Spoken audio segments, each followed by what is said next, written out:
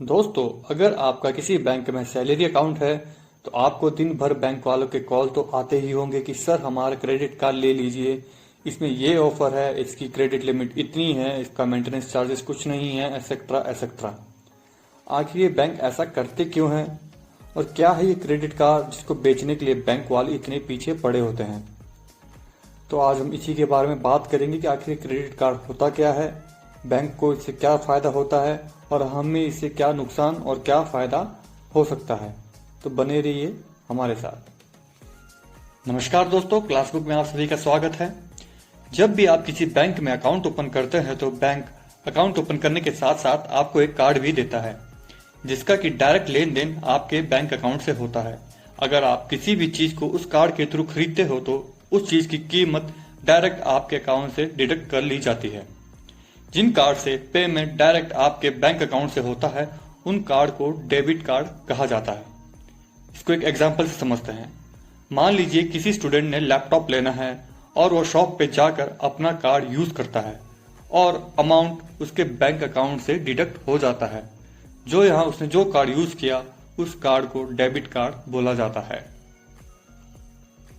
अब इस एग्जाम्पल को थोड़ा दूसरे तरीके से समझते हैं। अब अगर वही स्टूडेंट लैपटॉप परचेस करना चाहता है लेकिन उसके बैंक अकाउंट में अमाउंट नहीं है, फिर भी वो एक कार्ड का यूज करता है और लैपटॉप खरीदने में कामयाब हो जाता है, तो उस समय उसने जो कार्ड यूज किया उस कार्ड को क्रेडिट कार्ड बोला जाता है। मतलब कि यदि आप कोई चीज खरीदना चाहते हो लेकिन आपके बैंक अकाउंट में अमाउंट नहीं है तो आप वहां पर क्रेडिट कार्ड का यूज करके उस चीज को खरीद सकते हो।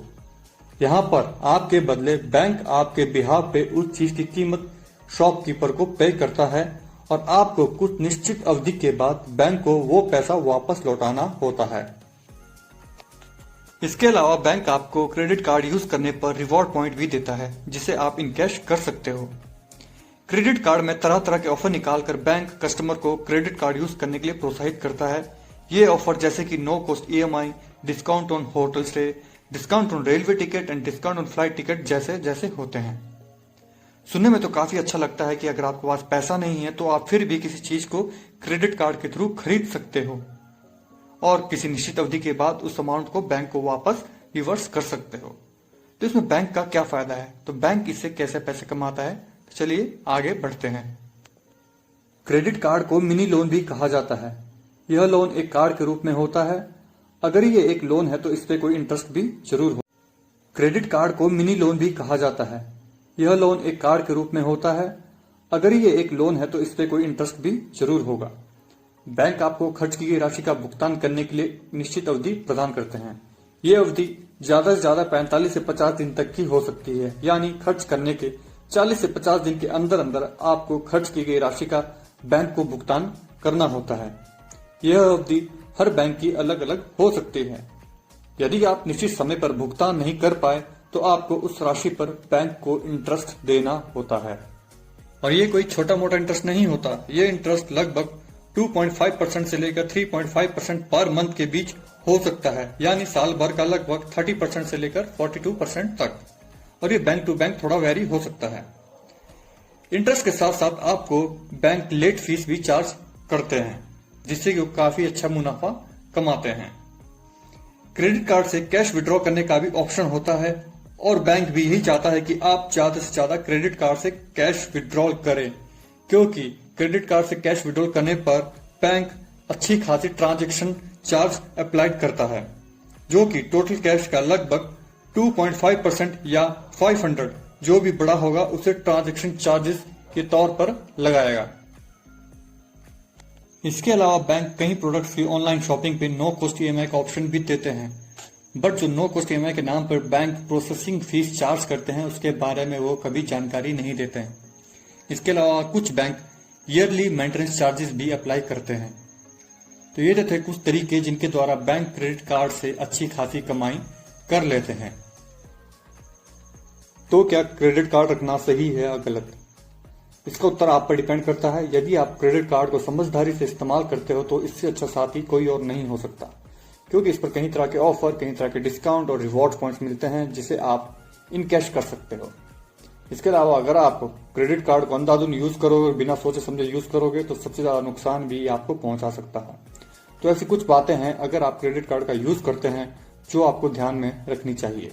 सबसे पहली है, कभी भी क्रेडिट कार्ड से कैश विड्रॉ ना करें, क्योंकि कैश विड्रॉ करने पर बैंक आपसे अच्छी खासी ट्रांजैक्शन फीस चार्ज कर सकता है। क्रेडिट कार्ड को अपनी लिमिट के अकॉर्डिंग ही यूज करें। ऐसा नहीं होना चाहिए कि आपकी सैलरी 20,000 है और आपका खर्च 70,000 तक हो जाए। कोशिश करें ईएमआई बनाने की नौबत ना आए। अगर ईएमआई बनानी पड़े तो रेट ऑफ इंटरेस्ट और प्रोसेसिंग फीस के बारे में जानकारी प्राप्त करें।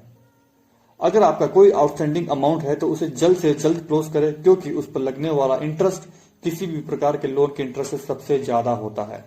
कोशिश करेगी ही है या गलत, इसका उत्तर आप पर डिपेंड करता है। यदि आप क्रेडिट कार्ड को समझदारी से इस्तेमाल करते हो तो इससे अच्छा साथी कोई और नहीं हो सकता, क्योंकि इस पर कई तरह के ऑफर, कई तरह के डिस्काउंट और रिवॉर्ड पॉइंट्स मिलते हैं जिसे आप इन कैश कर सकते हो।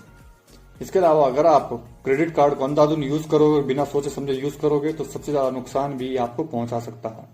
तो ऐसी कुछ बातें हैं अगर आप क्रेडिट कार्ड का यूज करते हैं जो आपको ध्यान में रखनी चाहिए। सबसे पहली है, कभी भी क्रेडिट कार्ड से कैश विड्रॉ ना करें, क्योंकि कैश विड्रॉ करने पर बैंक आपसे अच्छी खासी ट्रांजैक्शन फीस चार्ज कर सकता है। क्रेडिट कार्ड को अपनी लिमिट के अकॉर्डिंग ही यूज करें। ऐसा नहीं होना चाहिए कि आपकी सैलरी 20,000 है और आपका खर्च 70,000 तक हो जाए।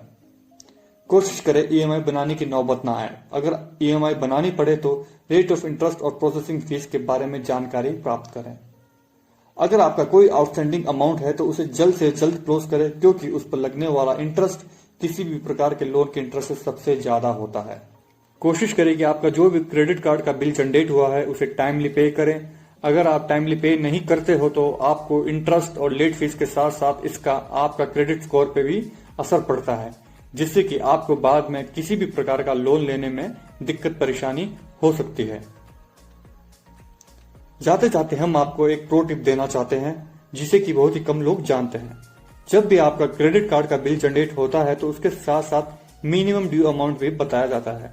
अब कुछ लोगों को लगता है कि अगर वो मिनिमम ड्यू अमाउंट पे कर देते हैं तो उन पर किसी भी प्रकार का इंटरेस्ट नहीं लगेगा, बल्कि ऐसा नहीं होता। मिनिमम ड्यू अमाउंट पे करने पर सिर्फ आपको लेट फीस से छुटकारा मिलता है, लेकिन आपको नेक्स्ट मंथ आपको इंटरेस्ट के साथ साथ अपना ड्यू अमाउंट भी पे करना पड़ता है। एग्जाम्पल के लिए मान लीजिए आपका टोटल ड्यू अमाउंट है 20,000 रुपए और मिनिमम ड्यू अमाउंट है 5,000 रुपए। यदि आप 5,000 रुपए पे कर देते हो तो नेक्स्ट मंथ आपको किसी भी प्रकार का लेट फीस नहीं लगेगा, लेकिन जो आपका नेक्स्ट मंथ के लिए बिल जनरेट होगा वो होगा 20,000 में से 5,000 घटा ले जाएंगे, यानी 15,000, और 20,000 के अकॉर्डिंग जो भी आपका इंटरेस्ट बनेगा उसको ऐड करके आपका टोटल बिल जनरेट किया जाएगा। तो कभी भी मिनिमम ड्यू अमाउंट को पे करने की ना सोचे। कोशिश करें कि आउटस्टैंडिंग अमाउंट को फुल एंड फाइनल पे किया जाए। तो दोस्तों, हमारी तरफ से आज की वीडियो में सिर्फ इतना ही। यदि आपके क्रेडिट कार्ड से रिलेटेड कोई भी क्वेश्चन है तो आप हमसे कमेंट सेक्शन में पूछ सकते हैं। अगर आपको जानकारी पसंद आई तो प्लीज वीडियो को ज्यादा से ज्यादा लाइक करें, शेयर करें और चैनल को सब्सक्राइब करना ना भूलें। मिलते हैं आपसे अपनी अगली वीडियो में। तब तक के लिए अपना ध्यान रखें, सुरक्षित रहें।